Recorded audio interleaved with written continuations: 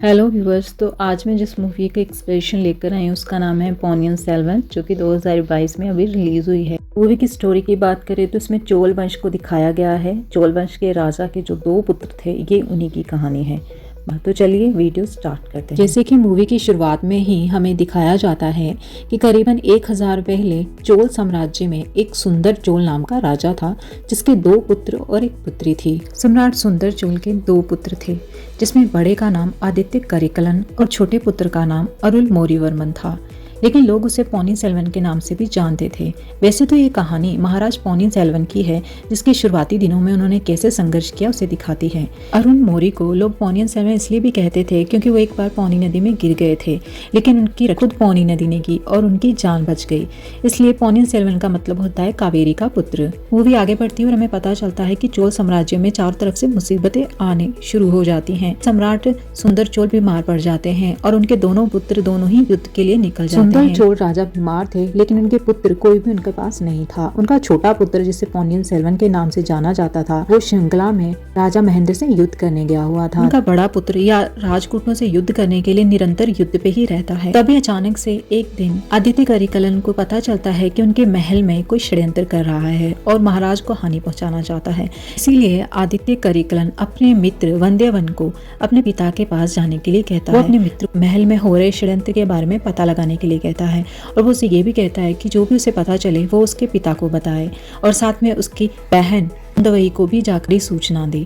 इसलिए आदित्य करिकलन वंदेवन को अपने पिता की एक तलवार देता है और उसे जाकर अपने पिता से मिलने के लिए कहता है। इस तरह वंदेवन आदित्य करिकलन के कहने पर तंजौर के लिए रवाना हो जाता है। तंजौर आते ही वो सबसे पहले वहाँ के सबसे शक्तिशाली सामंत पर्वतेश्वर से मिलता है। पर्वतेश्वर ने अपनी उम्र से काफी छोटी रानी यानी कि नंदिनी से शादी कर ली थी, जो कि देखने में बहुत ही खूबसूरत थी।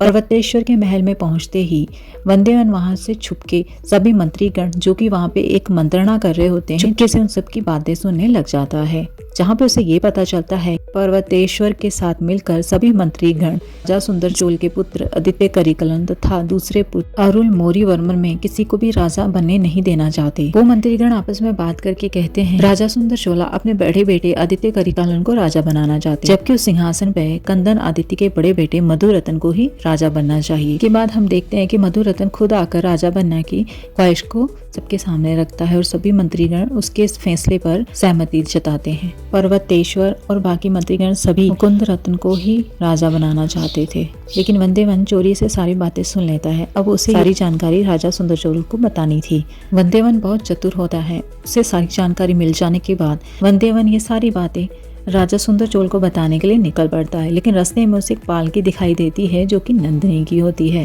वो षड्यंत्र करके उस पालकी में बैठी नंदिनी से बातचीत करने लगता है। नंदिनी उसे अपनी एक राजसी अंगूठी देकर उसे महल में बुलाकर उसे मिलने के लिए कहती है। अगले दिन वंदेवन तंजौर के राजमहल में जाता है और वहाँ के सेनापति को वो अंगूठी दिखाकर नंदिनी से मिलने की कोशिश करता है, लेकिन वंदेवन को सेनापति पर शक था। दरअसल वो सेनापति पर्वतेश्वर का छोटा भाई था, इसलिए वंदेवन उस पर भरोसा नहीं कर सकता था। वो उस अंगूठी दिखाता जरूर है, लेकिन वो ये कहता है कि उसे उसके बड़े भाई यानी पर्वतेश्वर ने महाराज को कुछ सूचना देने के लिए उसे अपनी अंगूठी देकर भेजा है। और इस तरह सेनापति वंदेवन को राजा सुंदर चोल से मिलने के लिए राजमहल के अंदर ले जाता है, जहाँ पर वंदेवन महाराज से मिलता है और उन्हें बताता है कि पर्वतेश्वर ने मिलकर और बाकी मंत्रियों ने मिलकर उनके खिलाफ एक षड्यंत्र रचा है। वो इस राजमहल का तख्ता पलट करना चाहते हैं। वंदेवन बताता है कि वह आदित्य करिकलन का मित्र है और उसी ने ये सारे षड्यंत्र के बारे में आपको बताने के लिए मुझे भेजा है। आदित्य करिकलन की दी हुई तलवार भी महाराज को दिखाता है। ये सब बातें देखकर सेनापति को थोड़ा शक हो जाता है, क्योंकि वो पर्वतेश्वर का छोटा भाई था, इसलिए वो वंदेवन को कैद करने के लिए अपने सैनिकों को इशारा करता है। इधर जब महल में पर्वतेश्वर आता है तो उसे पता चल जाता है कि उसके नाम पर कोई दूत है जो राजा सुंदर चोल से मिलकर गया है और इसीलिए सेनापति उसे बंदी बनाना चाहता था। लेकिन वंदेवन, जो कि उसे पहले से ही उस सेनापति पे शक था, इसलिए वो वहां से भाग जाता है और भागते भागते नंदिनी के महल में पहुंच जाता है। इस तरह वो नंदिनी को बताता है कोई एक पैगाम लेकर आया है, जो कि वो कुंदवई के लिए एक संदेश लेकर जा रहा है। नंदिनी उससे कहती है तुम्हें मेरा एक काम करना होगा, तुम जो भी संदेश कुंदवई तुम्हें देगी तुम उसे लेकर मेरे पास आओगे। तभी नंदिनी की दासी पीछे से आकर उसे आवाज देती है उनके पति पर्वतेश्वर पधार रहे हैं। पर्वतेश्वर के आने से पहले ही नंदिनी उसे गुप्त रास्ते से वंदेवन को वहाँ से भगा देती है। वो ऐसा इसलिए करती है ताकि कुंदवई की योजना के बारे में उसे पता चल सके। इस तरह हमें मूवी में पता चलता है कि नंदिनी अपने प्रेमी वीर पांड्या की मौत का बदला लेने के लिए उस महल में पर्वतेश्वर की पत्नी बनकर आई थी। इधर नंदिनी अपने एक साथी से मिलकर एक योजना और बनाती है और उसे कहती है कि वह सिंगला जाकर अरुलमोरी वर्मन की हत्या करने के लिए कहती है।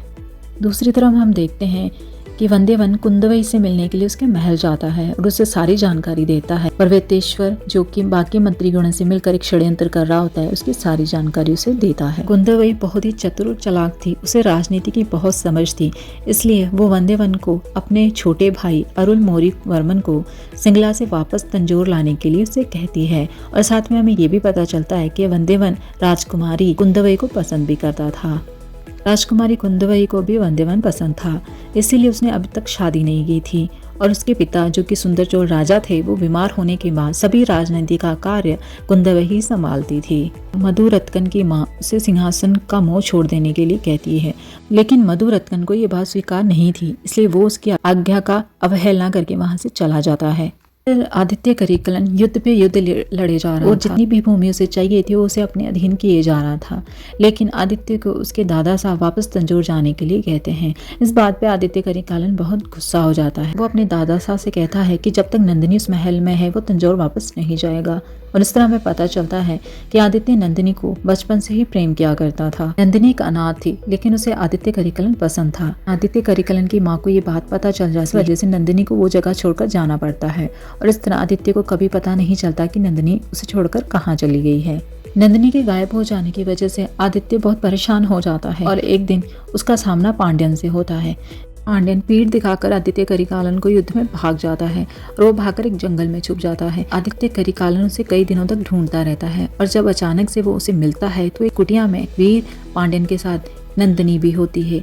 और नंदिनी को वीर पांड्यन के साथ देखकर आदित्य करिकालन का दिल टूट जाता है। जैसे ही वो उसे मारने के लिए आगे बढ़ता है, नंदिनी वीर पांड्य की प्राणों की भिक्षा मांगती है और इस बात पे उसे और भी क्रोध आ जाता है और इस तरह वो वीर पांड्यन की हत्या कर देता है। नंदिनी की आंखों के सामने ही उसने वीर पांड्यन का सर धड़ से अलग कर दिया और तब से ही नंदिनी ने कसम खाई कि वो चोल वंश को मिटा कर रहेगी। इस तरह अपने बदले को पूरा करने के लिए नंदिनी ने पर्वतेश्वर से शादी कर ली थी और इस बात से आदित्य करिकालन को बहुत ज्यादा दुख पहुंचता है, इसलिए वो कभी भी तंजोर में नंदिनी के रहते वहाँ वापस न जाने की कसम खा लेता है। दूसरी तरफ हमें पता चलता है कि अरुलमोरी वर्मन, जिसने कि महेंद्र के साथ सिंगला में युद्ध लड़ा था, वो राजा महेंद्र को हराकर पोनियन सेल्वन यानी कि अरुलमोरी वहां से बौद्ध संघ में अपने गुरुजी से मिलने आता है, जहाँ पे उसके गुरुजी उसकी उदारता को देखते अरुल को उस बौद्ध धर्म के सिंहासन पर बैठने के लिए कहते हैं। वो चाहते हैं कि सिंगला के सिंहासन का राजा अरुलमोरी वर्मन बने, लेकिन वो ऐसा करने से मना कर देता है। वो कहता है कि अगर मैंने इस सिंहासन को स्वीकार किया तो ये मेरे पिता की आज्ञा का अवहेलना होगी, क्योंकि वो कहता है कि उसका जीवन चोल वंश और उसके पिता के लिए समर्पित है। वो तंजोर के अलावा किसी भी राजगद्दी को स्वीकार नहीं कर सकता। दूसरी तरफ हम देखते हैं कि राजकुमारी कुंदवई तंजोर महल में पधारती है और अपने बीमार पिता को महल में चल रहे षड्यंत्र के बारे में बताती है। वहीं पर हम पर्वतेश्वर और उसके मंत्री गणों को अपनी योजना के बारे में बातचीत करते हुए देखते हैं, जिसमें वो कहते हैं कि आदित्य करिकालन और अरुलमोरी के आने से पहले हमें ये तख्ता पलट करना होगा, वरना मधुरत्नम राजा नहीं बन पाए। लेकिन वहाँ कुंदवई पहुंचकर उनकी योजना पर पानी फेर देती है।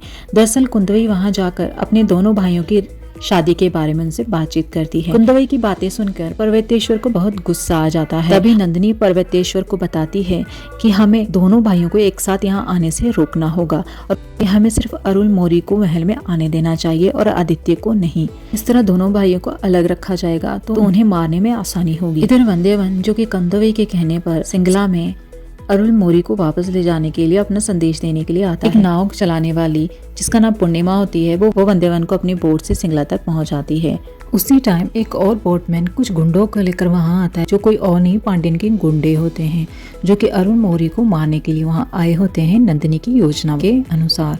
मूवी आगे बढ़ती है, तभी हम देखते हैं कि पर्वतेश्वर सुंदर चोला के पास जाकर ये कहता है कि हमें अरुलमोरी वर्मन को वापस बुला लेना चाहिए। वो राजा सुंदर चोल को एक युक्ति बताते हुए कहता है कि अगर हम अरुलमोरी को बंदी बनाकर राज्य में वापस लाएं तो वो वापस आने से कभी इनकार नहीं करेगा। तभी राजा सुंदर चोल को पर्वतेश्वर अपनी बातों में उलझाकर ये कहता है कि उसने सिंगला का सिंहासन ठुकरा दिया है और हम इसी अपराध में उसे शाही मोहर के साथ बंदी बनाकर वापस लाएंगे। इस बात पर सुंदर चोला मान जाते हैं और इस तरह सुंदर चोला स्वयं इसी मोहर के साथ अरुण मौर्य को बंदी बनाकर वापस तंजौर में लाने का आदेश दे देते हैं।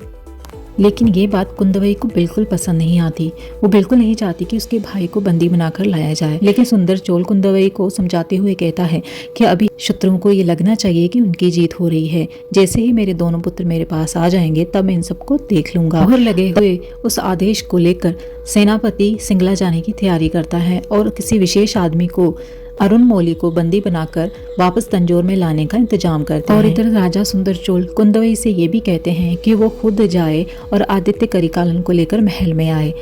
इसी बीच हम देखते हैं कि नंदिनी तंजौर की गद्दी पर बैठने का सपना देख रही होती है। इधर वंदेवन जाकर पोनियन सेल्वन यानी कि अरुण मौर्य से मिलता है और जाकर कुंदवई के सारा संदेश उन्हें देता है। कुंदवई के साथ साथ वो वांति का संदेश भी अरुण मौर्य को देता है। दरअसल वांति और अरुण मौर्य दोनों की शादी होने वाली थी और वांति कुंदवई की सखी भी थी। इसी बीच जब वंदेवन और अरुण मौर्य वहां से अपने महल जा रहे होते हैं तो बीच में पांड्यन के गुंडे उन पे हमला कर देते हैं। लेकिन वहाँ पे मोनिमा आ जाती है और इस तरह अरुण मौर्य की वो जान बचा लेती है। ये वही मोनिमा थी जिसने पोनियन सेल्वन को पोनी नदी में डूबने से बचाया था। मूवी आगे बढ़ती है तभी हम देखते हैं कि कुंदवई नॉर्थन पहुंच जाती है जहाँ पे आदित्य करिकालन होता है और वो करिकालन को समझाने की कोशिश करती है कि उसे तंजौर में वापस चले जाना चाहिए। लेकिन आदित्य तंजौर जाने से मना कर देता है क्योंकि वहाँ पे नंदिनी थी और ये बात कुंदवई को भी पता थी। और साथ में आदित्य कुंदवई पर नाराज होते हुए ये भी उससे कहता है कि कहीं ना कहीं उसकी वजह से भी नंदिनी उससे दूर हो गई क्योंकि नंदिनी के बारे में और उसके बारे में उसकी माँ को बताने वाली वही। लेकिन कुंदवई आदित्य को समझाती है कि उसने जो भी किया राज्य की भलाई के लिए किया क्योंकि राज्य के लोग कभी भी नंदिनी को नहीं स्वीकारते। साथ में कुंदवई आदित्य को ये भी बताती है कि पर्वतेश्वर के कहने पर उसके पिता ने अरुण मौर्य को बंदी बनाकर वापस महल में लाने की योजना बनाई है और इसलिए तुम्हें भी वापस तंजौर जाके अपने पिता और भाई का साथ देना चाहिए।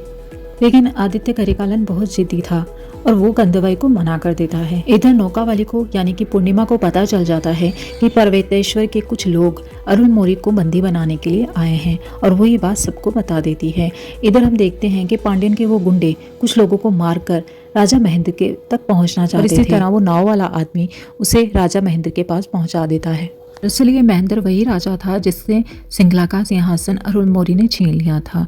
अब वो वहाँ का राजा नहीं था, वो भी उससे बदला लेना चाहता था। जो धर्मा पांड्या था वो उस महेंद्र को बताता है कि तंजौर की सेना अरुण मौर्य को गिरफ्तार करने आ रही है। वो सुरक्षित उसे वापस राजमहल ले जाना चाहते हैं, लेकिन अगर आप मेरा साथ दें तो हम दोनों मिलकर उसे खत्म कर सकते हैं। उसके बाद सिंगला वापस से आपका हो जाएगा। और इस तरह इसके लिए महेंद्र मान जाता है। वो नौका वाली यानी कि पूर्णिमा जाकर अरुण मौर्य को सब कुछ बता देती है कि पर्वतेश्वर की सेना उन्हें शाही पैगाम के साथ वापस तंजौर लाने के लिए आई है। वो ये भी कहती है कि हो सकता है ये पर्वतेश्वर की कोई चाल भी शाही पैगाम होने की वजह से अरुण मौर्य उसे मना नहीं कर सकता था, क्योंकि अगर वो ऐसा करता तो उसके पिता की अवहेलना होती। इसलिए वो उनके साथ वापस जाने के लिए तैयार हो जाता है। पोनियन सेल्वन यानी कि अरुण मौर्य एक योजना बनाता है, उनको अपनी राजभूषा दे देता है, खुद सादे कपड़ों में समुद्र की तरफ पूर्णिमा के साथ निकल जाता है ताकि कोई भी अरुण मौर्य को पहचान ना पाए। इधर पांड्यन और महेंद्र की सेना पर्वतेश्वर के सेनापति और उसके सैनिकों को मार डालते हैं और वंदेवन को बंदी बना लेते हैं, ये सोचकर कि वो अरुण मौर्य है। लेकिन जैसे ही वंदेवन को वो अपने जहाज पर लेकर जाते हैं, उन्हें पता चल जाता है कि यह अरुण मौर्य यानी कि पोनियन सेल्वन नहीं है और इस तरह वो वंदेवन को जहाज पर लटका देते हैं। और इस तरह इधर अरुण मौर्य को पता चल जाता है कि पांड्यन के सैनिकों ने तंजौर से आए हुए सेनापति और उसकी सेना को मार डाला है। वो उसका पीछा करता है और उसे पता चलता है कि उनके पास वंदेवन बंदी है और वो उसे बचाने के लिए पांड्यन के जहाज की तरफ चल पड़ता है। अरुण मौर्य वंदेवन को देखते ही उसे बचाने के लिए वहां पे सैनिकों से युद्ध करने लगता है और इसी तरह वंदेवन को वो ऊपर से छुड़ा लेता है। दोनों जहाज पर उन सैनिकों से युद्ध करना शुरू कर देते हैं, लेकिन तभी उस जहाज पर समुद्र में बहुत बड़ा तूफान आ जाता है। इस तरह वंदेवन और अरुण मौर्य उस जहाज पे युद्ध कर रहे होते हैं, लेकिन तभी अचानक उस तूफान की वजह से वो जहाज बीच में से टूट जाता है और डूबने लगता है। इस तरह अरुण मौर्य और वंदेवन भी काफी जख्मी हो जाते हैं। अरुण मौर्य को काफी चोट लग जाती है, जिसकी वजह से वो भी उस पानी में जहाज के साथ डूब जाते हैं और अरुण मौर्य का कहीं भी कुछ भी पता नहीं चलता। तंजौर के राजमहल में राजा सुंदर चोल के पास ये सूचना आती है कि पोनियन सेल्वन समुद्र में डूबने से उनकी मौत हो गई है। ये बात सुनते ही राजा चोल की तबीयत बहुत ज़्यादा ख़राब हो जाती है और इधर कुंदवई को जब ये बात पता चलती है तो उसे भी बहुत बड़ा धक्का लगता है। जब ये सूचना आदित्य करिकालन तक पहुंचती है तो उसे बहुत क्रोध आ जाता है। वो अपनी सारी सेना को लेकर तंजौर वापस आने लगता है क्योंकि उसे पता था इन सबके पीछे नंदिनी का हाथ है और अब वो नंदिनी से बदला लेना चाहता था। मूवी पोनियन सेल्वन का फर्स्ट पार्ट यहीं पर ख़त्म हो जाता है। तभी हमें पोनियन सेल्वन का सेकंड पार्ट जो कि अभी आने वाला है उसकी एक छोटी सी झलक दिखाई देती है। इसी तरह इस मूवी का एंड हो जाता है। अगर आपको ये वीडियो पसंद आई है तो प्लीज़ लाइक कीजिए, कमेंट करके मुझे ज़रूर बताइए।